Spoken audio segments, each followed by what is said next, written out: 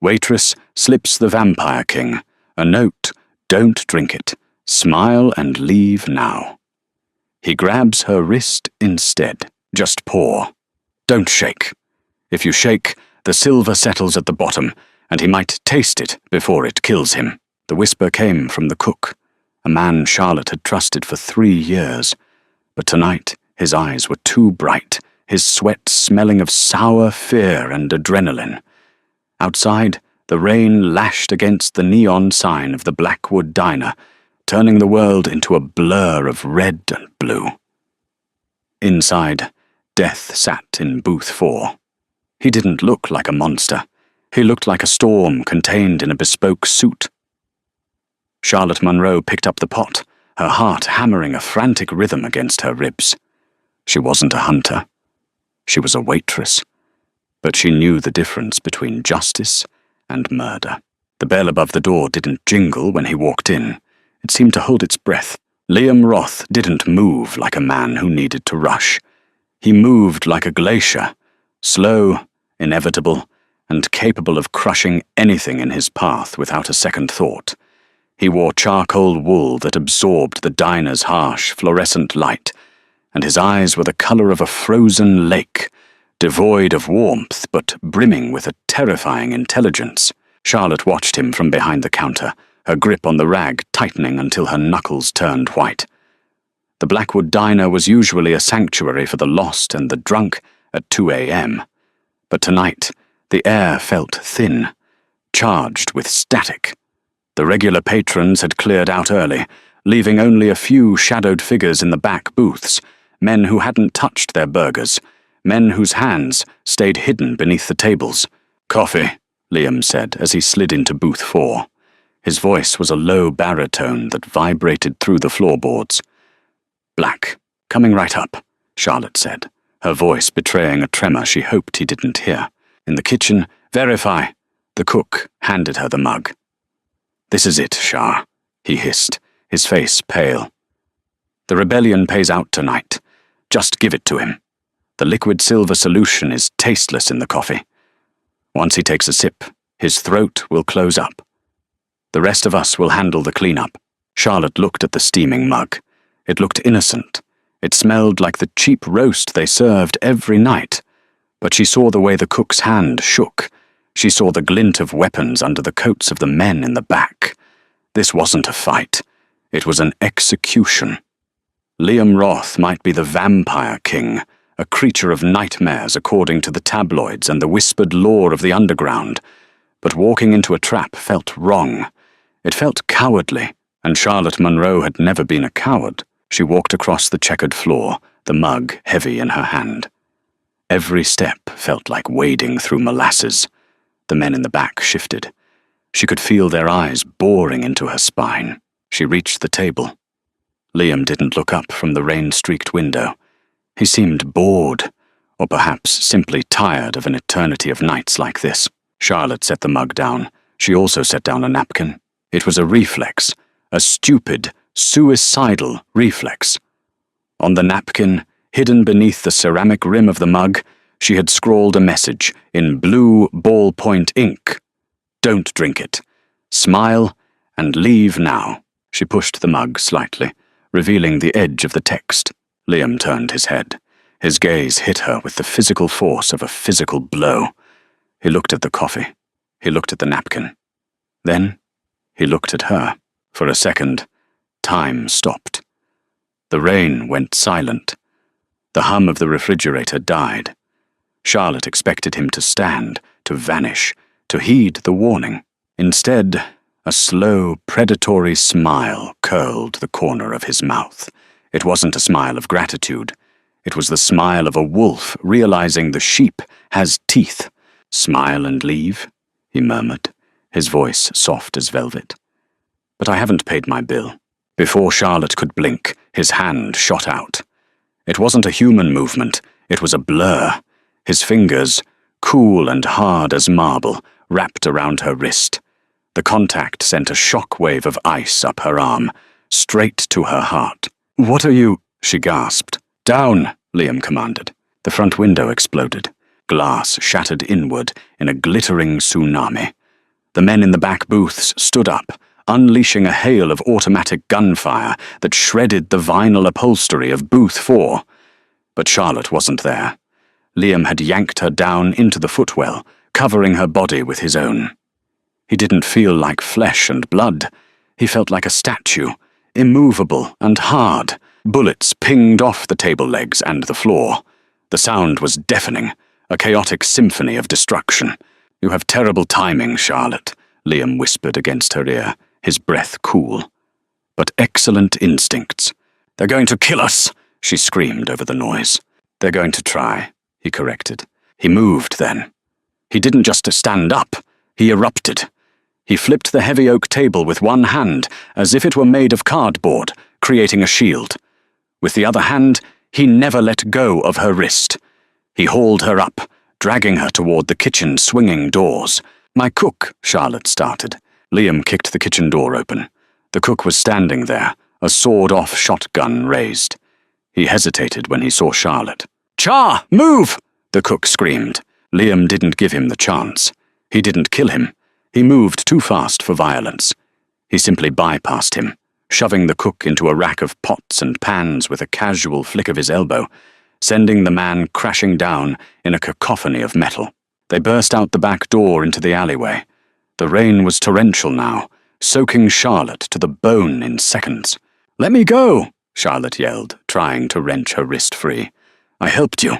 Liam spun around, pinning her against the wet brick wall. He loomed over her, his eyes glowing faintly in the dark, the pupils blown wide. He was terrifying, beautiful, and utterly lethal. "You warned me," he said, his voice cutting through the storm. "Which means you are a traitor to your kind. If I leave you there, they will flay you alive to find out why. I took a chance, and now you take the consequences," Liam growled.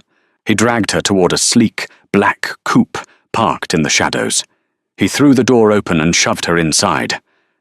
As he rounded the car to get in the driver's seat, Charlotte saw the back door of the diner burst open.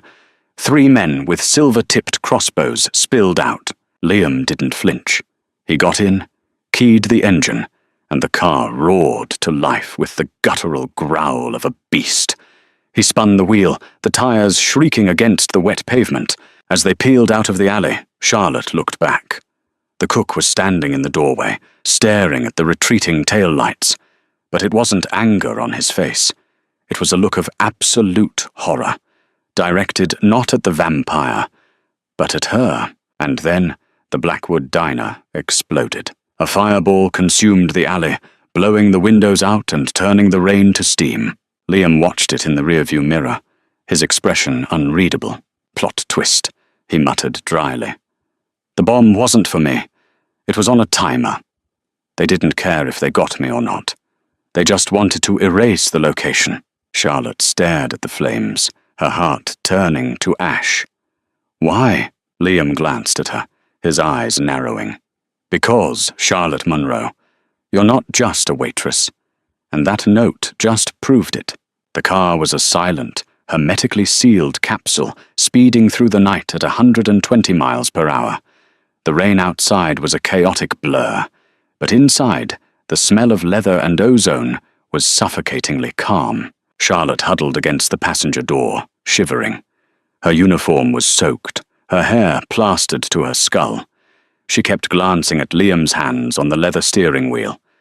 Pale, steady, not a tremor. He drove with a casual precision that was more terrifying than recklessness. "Where are you taking me?" she asked. Her voice sounded small, scratchy. "Somewhere they can't smell you," Liam said. He didn't look at her. "Smell me?" Charlotte hugged herself tighter. "I smell like grease and rain."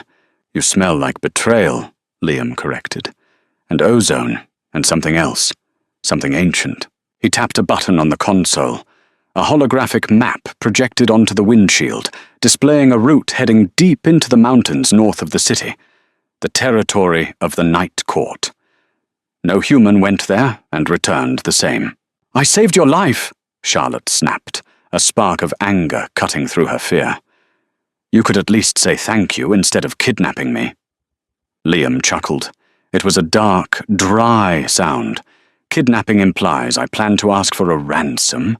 Who would pay for you, Charlotte? The cook who just tried to blow us up? The parents who left you at a state orphanage in '98? Charlotte went cold. How do you know that? I'm king, he said simply. I know everything that breathes in my city, especially the anomalies. I'm not an anomaly. I'm a nobody. Nobodies don't spot liquid silver in black coffee by scent alone, Liam countered. He glanced over, his gaze sweeping her form. Humans can't smell silver. It's odorless to them. But you knew. You knew exactly what the cook was doing. Charlotte opened her mouth to argue, then closed it. He was right. She had smelled it. A faint, metallic tang, like licking a battery, coming from the pot. She had assumed it was just bad plumbing or a cleaning chemical. But the moment the cook panicked, she connected the dots. I have good instincts, she muttered. We'll see, Liam said. The car swerved suddenly. Liam cursed, his hand flying to the gear shift. Hold on! What? Something heavy slammed into the side of the car, metal screeching against metal. A black SUV, lights off, was ramming them toward the guardrail. Beyond the rail lay a sheer drop into the canyon. Hunters? Charlotte screamed, bracing her hands against the dashboard. Worse! Liam gritted out, fighting the wheel. Competitors! The SUV slammed them again. Glass spiderwebbed on Charlotte's side. Through the cracks, she saw a face in the other window. It wasn't human. It was pale, with elongated canines and eyes that burned red. Another vampire? Charlotte gasped. My cousin, Victor, Liam said, his voice dripping with disdain. He's impatient for the throne. Liam slammed the brakes. The attacking SUV, expecting resistance, shot past them. Liam gunned the engine instantly, clipping the SUV's rear bumper. The physics of the speed sent the SUV fishtailing. It spun out of control, slamming into the concrete median in a shower of sparks. Liam didn't slow down to check the wreckage. He accelerated, pushing the engine to a whine that hurt Charlotte's ears. Your own family wants you dead? Charlotte asked, breathless. Immortality is boring, Charlotte. Power is the only game left, Liam said. His face was set in stone, but Charlotte noticed a trickle of blood running from his nose. You're bleeding, she said. Liam wiped it away dismissively. Side effect of the adrenaline. I haven't fed tonight. The silence that followed was heavy. Charlotte pressed herself harder against the door. He hadn't fed, and he was trapped in a car with a beating heart. Don't worry, Liam said, sensing her spike in fear. I don't eat junk food. Excuse me? You're full of cortisol and caffeine. You'd taste terrible. The insult was strangely comforting. They drove for another hour, climbing higher into the mountains until the city lights were just a shimmering haze in the distance. Liam turned off the main road onto a concealed gravel track that wound up a cliff face. At the top sat a house, if you could call it that. It was a cantilevered structure of steel and glass, hanging precariously over the abyss. It looked cold, modern, and lonely. Liam pulled into the underground garage. As the engine died, the silence returned, ringing in Charlotte's ears. Get out, he said. Charlotte hesitated. If I go in there, I'm never leaving, am I? Liam got out of the car and walked around to her door. He opened it, leaning down so they were eye to eye. Up close, she could see the flecks of silver in his irises. She could smell the scent of him. Rain, expensive scotch, and iron. If you stay out here, Liam said softly, Victor's men will find you within the hour. They will peel your mind apart to find out why I took you. Inside, you are a prisoner. Outside, you are prey. Choose. Charlotte looked at his hand, extended toward her. It was the same hand that had bruised her wrist, but now the palm was open. She took it. He pulled her out, but he didn't let go. He led her toward the elevator. Why me? She asked again as the doors slid shut, sealing them in. Why not just leave me in the alley? Liam looked at the floor numbers ticking up. Because, Charlotte, he said, and for the first time, he looked tired. The silver wasn't the only thing in that diner that didn't belong. You warned me about the poison, but you didn't warn me about the bomb. I didn't know about the bomb. I know, Liam said. He turned to her, and the twist in his gut was visible on his face. The bomb wasn't meant to kill me. The bomb was a failsafe. If the poison didn't work, they were ordered to destroy the asset. Charlotte frowned. What asset? Liam pointed at her chest. You. The hit wasn't on me, Charlotte. It was on you. I didn't grab you to save myself. I grabbed you because you were the target. The penthouse was less of a home and more of a fortress, disguised as an architectural digest spread. Everything was sharp angles, polished concrete, and floor-to-ceiling glass revealing the storm raging outside. There were no photos, no personal clutter. Just space. Liam tossed his jacket onto a leather sofa and walked straight to a wet bar. He poured a glass of amber liquid. Whiskey, not blood, Charlotte noted with relief, and downed it in one go. Sit, he commanded, gesturing to a chair that looked uncomfortable and expensive. Charlotte remained standing. She was shivering, the damp cold of her uniform seeping into her skin. I was the target. That makes no sense. I serve burgers. I live in a studio apartment with a leaky faucet. Why would anyone send a hit squad after me? Liam leaned against the bar, watching her. Tell me about your parents. I don't have any. State care since I was 4. No file, no history, just a drop-off. And your health? I've never been sick, Charlotte said, frowning. Not a cold, not the flu. Never broken a bone. Never? Liam raised an eyebrow. I'm lucky. Luck is a statistical anomaly. You are a biological impossibility, Liam said. He walked toward her. Charlotte held her ground, though every instinct screamed run. He stopped inches from her. He reached out, not to grab her wrist this time, but to brush a lock of wet hair from her neck. His fingers lingered on her pulse point. Your heart beats slower than a human's, he murmured. About 40 beats per minute. An athlete's resting rate, but you don't train. Your body temperature is 3 degrees lower than average, so I run cold. What is this, a physical? Charlotte slapped his hand away. Liam's eyes flashed, but he didn't strike back. He looked intrigued. The hunters in the diner. They weren't human hunters. They were the guild. They specialize in erasing bloodline errors. Bloodline errors? Vampires can't breed, Charlotte. We are dead. We turn humans. We don't birth children. It is the one law of nature we cannot break. He paused, his gaze dropping to the veins in her neck. But legends speak of the Dhampir. A hybrid. Born, not made. A creature with the strength of a vampire, but the soul of a human. Able to walk in the sun. Able to kill us without weapons. Charlotte let out a harsh, incredulous laugh. Okay, Twilight, stop. I walk in the sun every day. I don't sparkle, and I definitely don't have super strength. I couldn't even open the pickle jar yesterday. Dhampir traits are dormant until triggered, Liam said, usually by trauma or proximity to a pureblood. He stepped closer. The air between them crackled. You smelled the silver. That was the first sign. And now, he inhaled deeply. Your scent is changing. The fear is fading. It's being replaced by something spicy, aggressive. It's called anger, Charlotte spat, and I'm leaving. She turned and marched towards the elevator. The code is 1984, Liam said, not moving to stop her. But the elevator is disabled. The stairs are alarmed. And there is a pack of feral ghouls patrolling the perimeter of the canyon. Charlotte stopped at the elevator doors. She punched the button. Nothing happened. She kicked the doors. Let me go. I can't, Liam said. If you are what I think you are, your blood is the only cure for the rot. Charlotte froze. She turned back to face him. The rot? Liam unbuttoned the cuff of his dress shirt and rolled up his sleeve. Charlotte gasped. His arm, which had looked perfect and marble white before, was veined with black, necrotic lines.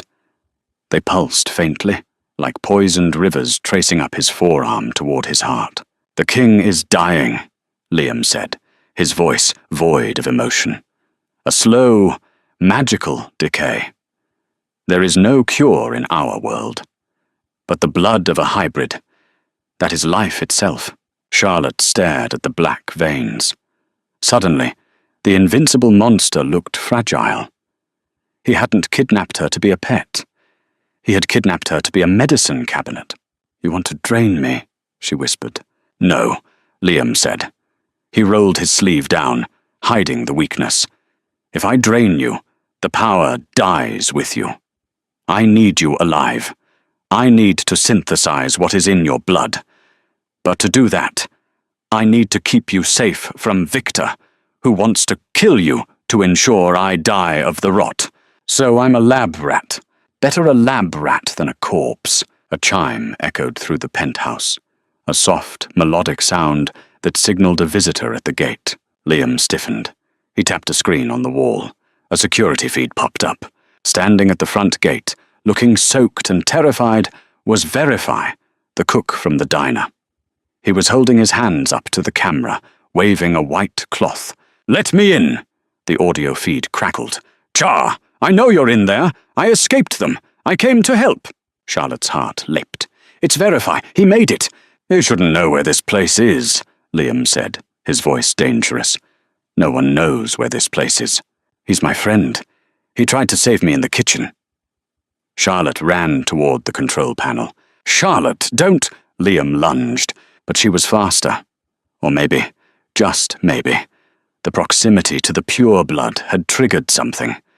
She moved with a speed that surprised even her fingers slapping the "open" command before Liam could tackle her. The heavy steel gates on the monitor began to slide open. "You fool," Liam hissed, grabbing her shoulders. On the screen, Verify didn't run inside. He stepped back. From the shadows behind him, a dozen figures emerged. They wore tactical gear stamped with a crest Charlotte didn't recognize. A broken crown. Leading them was a tall man with pale hair and a smile that mirrored Liam's, but twisted. Victor. Verify looked up at the camera, and his terrified expression melted away. He smirked, tapping an earpiece. "Gates are open," Verify said, his voice clear over the speakers. She bought the rescue act hook, line, and sinker. "The king is yours." Charlotte stared at the screen, her stomach dropping out of the world. The cook hadn't been protecting her in the diner. He had been her handler. He had been waiting for the moment to sell her out. Liam released her shoulders. He didn't say, "I told you so." He didn't scream. He just walked to the center of the room and shed his jacket, revealing 2 hidden holsters under his arms. "Go to the safe room in the bedroom," Liam said quietly. "Lock the door." "Liam, go!" he roared, his vampire visage surfacing, fangs extending, eyes bleeding entirely black. As Charlotte scrambled toward the hallway, the elevator dinged. The override codes had been used. The door slid open, but it wasn't Victor who stepped out first. It was a woman. She was elegant, dressed in white silk that somehow wasn't wet from the rain. She held a silver scepter. Liam froze, the aggression drained from his stance, replaced by genuine shock. "Mother?" he breathed. The woman smiled, raising the scepter. "Hello, my son. You look terrible. I think it's time we put you out of your misery." The blast from the scepter threw Liam backward through the glass wall, out into the storm and the abyss below. "Liam!" Charlotte screamed. She was alone in the room with the monsters, and the king was gone. The storm didn't rage inside the penthouse anymore. It had been replaced by a silence so profound it felt like pressure building in the ears. Charlotte stood frozen, her hands pressed against the cold glass where Liam had vanished. The lightning outside illuminated the empty space where the balcony had been, now just a jagged tear in the building's side. "Touching," a voice said, crisp and cold as winter frost. But ultimately futile. Liam always did have a flair for the dramatic exit. Charlotte turned slowly. The woman in white, Liam's mother, was examining her fingernails. She looked timeless, her skin like porcelain, her eyes the same frozen blue as Liam's, but without the spark of humanity he sometimes betrayed. Victor stood behind her, looking like a scolded puppy who had finally been allowed back into the pack. "You killed him," Charlotte whispered. The shock was numb, a physical anesthesia. "I disciplined him," the woman corrected. "I am Queen Seraphina, and kings do not die from a fall, my dear. Though given the extent of the rot in his veins, the regeneration process will be agonizing." She smiled, a gesture that didn't reach her eyes. "Verify. Bring the car around.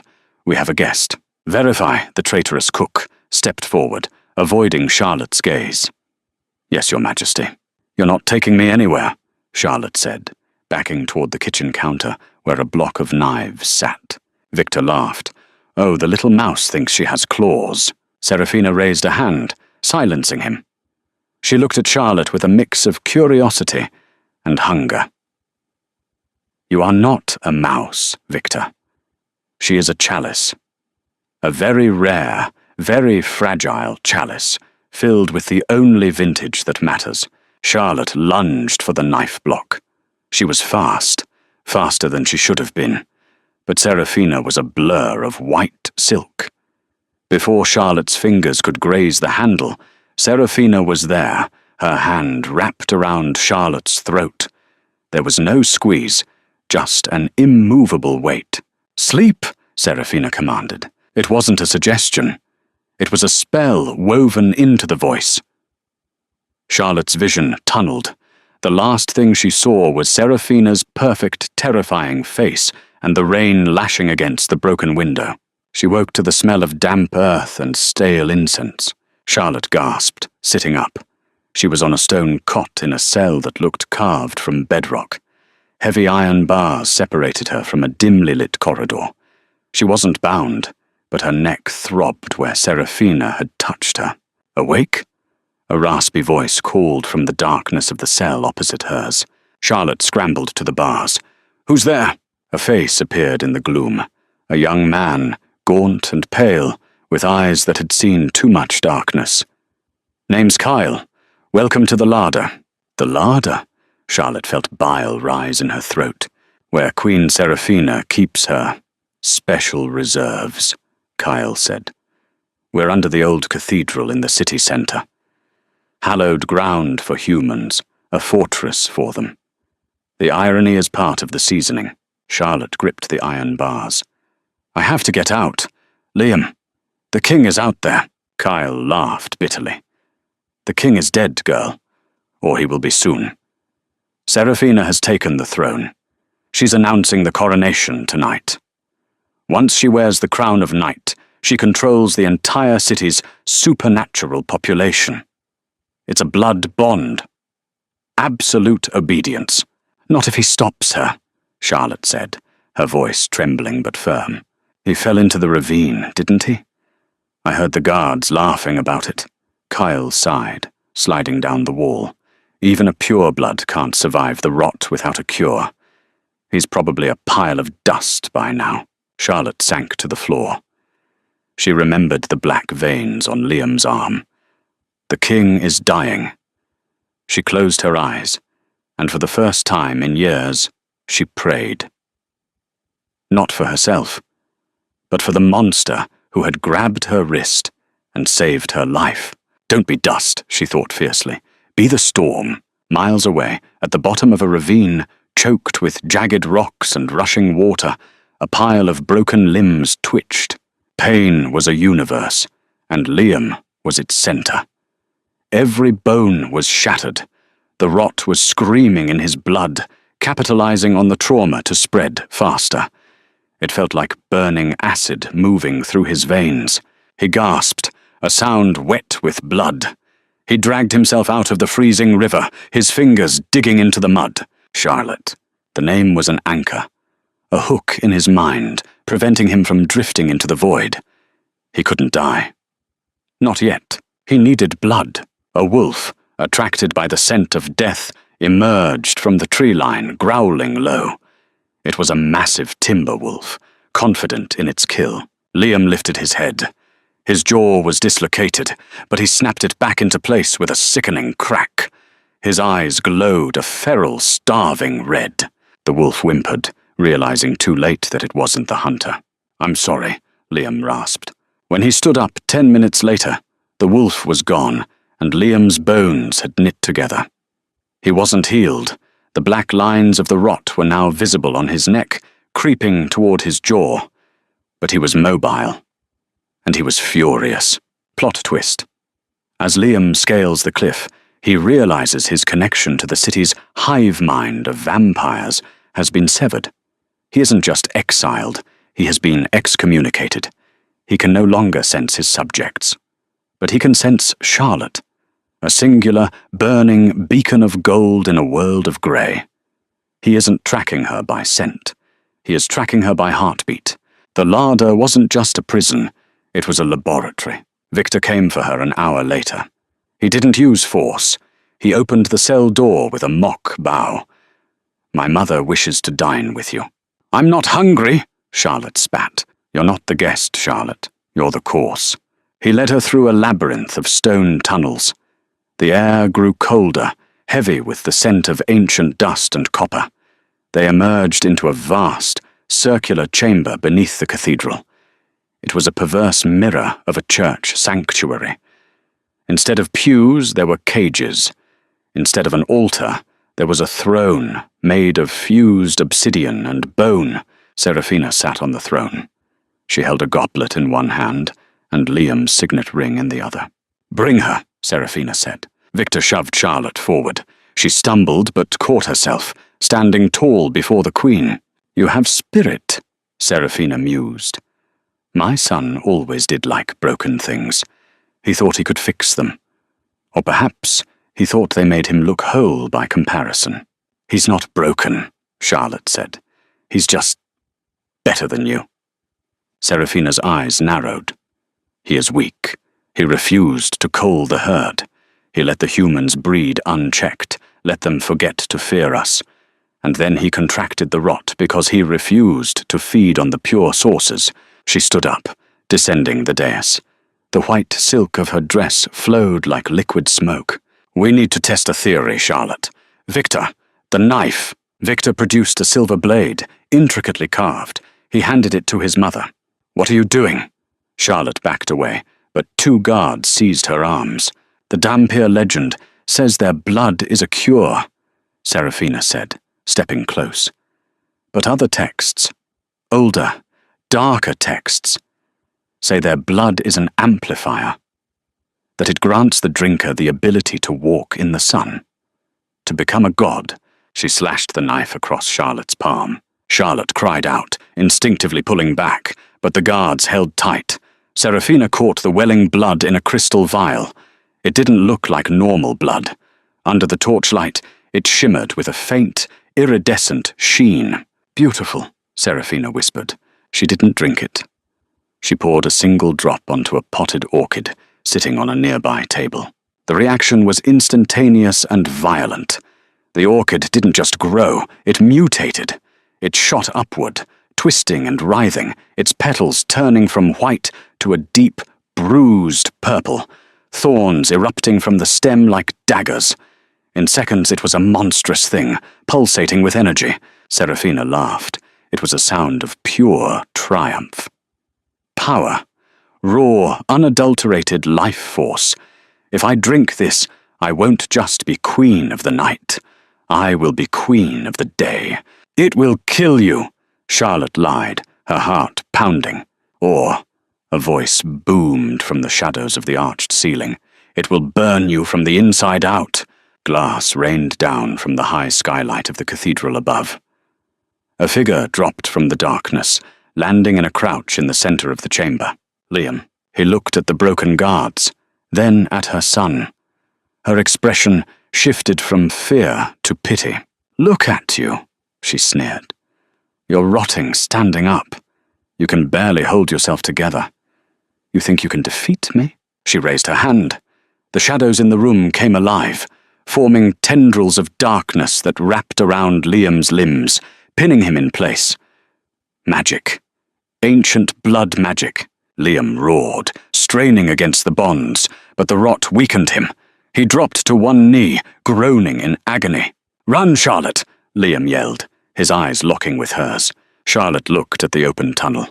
She looked at Liam, bound and dying. She saw the vial of her blood on the floor where Seraphina had dropped it. It hadn't shattered. It was stoppered. She didn't run.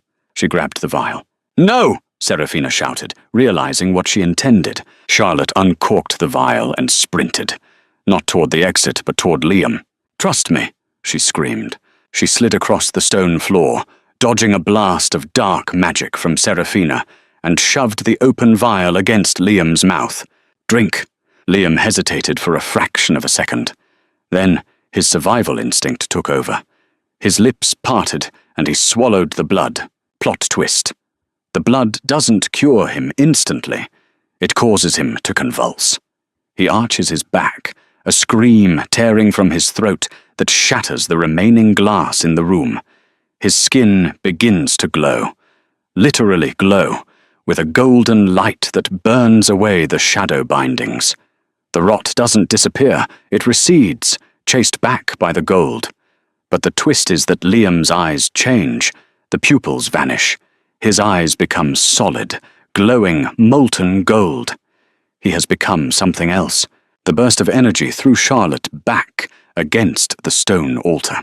When she looked up, the room was bathed in blinding light. Liam stood in the center of it, not as a creature of darkness, but as a being of terrifying radiance. The black veins were gone, replaced by shimmering gold scars that looked like kintsugi, broken pottery repaired with gold. Seraphina shielded her eyes, shrieking, "What have you done?" Liam looked at his hands. "I don't know," he said, his voice echoing with a double timbre, human and something divine. "But I feel warm." He looked at his mother. "Leave. I am the queen." "You are a shadow," Liam said. He flicked his hand. A wave of golden force slammed into Seraphina, pinning her against the throne. She didn't burn, but she couldn't move. The light seemed to weigh her down, solidifying the air around her.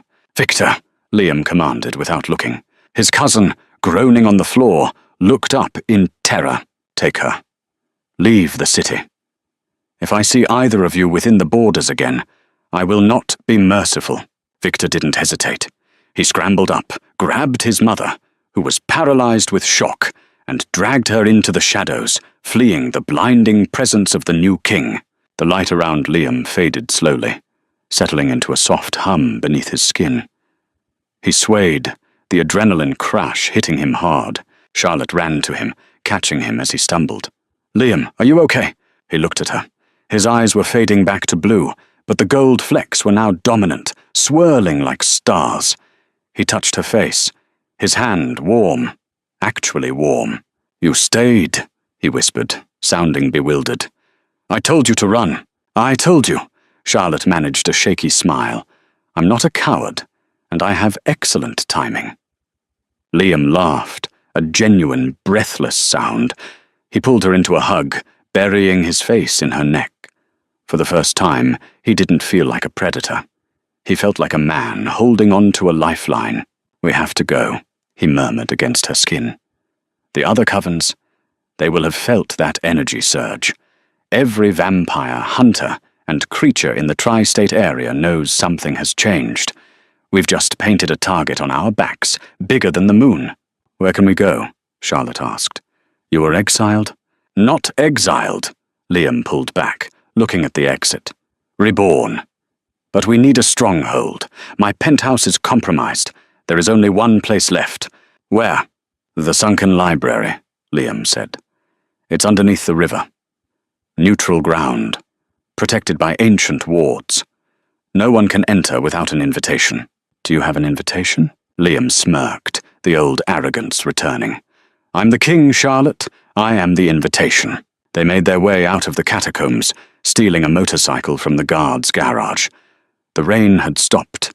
The city was waking up, the early morning grey clinging to the skyscrapers. As they sped across the bridge toward the river, Charlotte wrapped her arms around Liam's waist. She could feel the heat radiating off him. She pressed her cheek against his back. Thump, thump, thump. She froze. "Liam!" she shouted over the wind. "Yeah, your heart," she said, tears pricking her eyes. "It's beating." Liam went rigid for a second, then relaxed. "I know," he shouted back. "Side effect of the cure, or the curse, depending on how you look at it." They reached the hidden entrance to the sunken library, an abandoned subway station near the docks. Liam navigated the bike down the tracks into the dark, but as they descended, Charlotte saw something on the tunnel wall. Graffiti. Bright neon spray paint. "The hybrid is key. The king is false. Rise of the Red Sun." Liam stopped the bike. He stared at the writing. "That's not gang tag," he said quietly. "What is it?" "It's a prophecy," Liam said. "From the First Age." He turned to Charlotte, his face grim. The golden scars on his neck pulsed. "My mother wanted your blood to walk in the sun." But she didn't know the whole story. The prophecy says that when the dead king's heart beats again, the red sun will rise. And the red sun, it burns everything. "So I saved you," Charlotte whispered. "Only to start the apocalypse?" "Maybe," Liam said. He reached out and took her hand, interlacing their fingers. "But at least we'll face it together." Plot twist. As they enter the library, the neutral keeper steps out to greet them. It's an old woman, blind, with tattoos covering her face. She smells the air and smiles.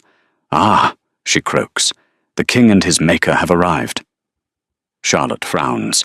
"His maker? I'm just a waitress." The old woman laughs. "Oh, child, you are not the waitress. You are the source. You didn't just wake his heart. You gave him your soul. You are now tethered. If he dies, you die. If you die, the world breaks." The sunken library smelled of ozone and old paper. It was a cathedral of knowledge buried beneath the Hudson River, its glass ceiling revealing the murky, swirling currents of the water above. Liam sat on a velvet armchair, shirtless, while the keeper, the blind old woman named Ilara, traced the golden scars on his back with a feathered quill dipped in glowing ink. "The tether is absolute," Ilara croaked, her milky eyes fixed on nothing. "You feel what she feels. You bleed when she bleeds." Charlotte stood by a stack of ancient scrolls, watching. She felt a phantom itch on her own back, exactly where the quill touched Liam. It was a sensation deeper than touch. It was an echo in her soul. "Is there a way to break it?" Liam asked, his jaw tight. "I will not be a liability to her, and I will not have her life tied to a monster's." "You are no longer a monster, boy," Ilara cackled. "You are an anomaly, a solar flare trapped in a corpse." And she... Ilara pointed a bony finger at Charlotte. "She is the gravity that keeps you from exploding." Charlotte stepped forward. "The prophecy on the wall, the red sun, what is it?" Ilara stopped writing. The silence in the library was heavy, pressed down by the weight of the river above. "The red sun is not a thing," Ilara whispered. "It is a hunger. Before the vampires, before the humans, there were entities of pure consumption. We locked them away in the void. But the prophecy says that a king with a beating heart becomes a door. Your heart, Liam, is the knock.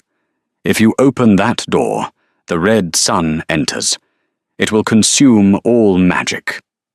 Then all life." Liam stood up, the golden scars pulsing. "Then I'll stop my heart again." "No!" Charlotte shouted, the fear sharp and immediate. Liam looked at her, his expression tortured. "Charlotte, if I am the door to the apocalypse, I have to be shut. It's the only way to keep you safe.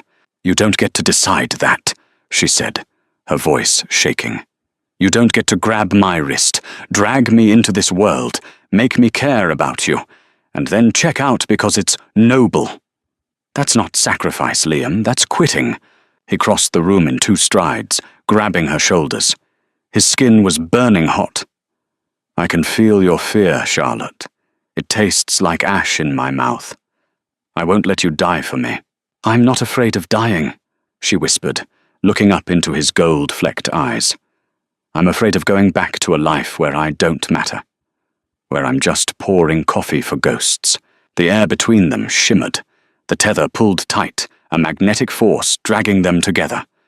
Liam lowered his head, his forehead resting against hers. "You were never just a waitress," he murmured. He kissed her. It wasn't gentle.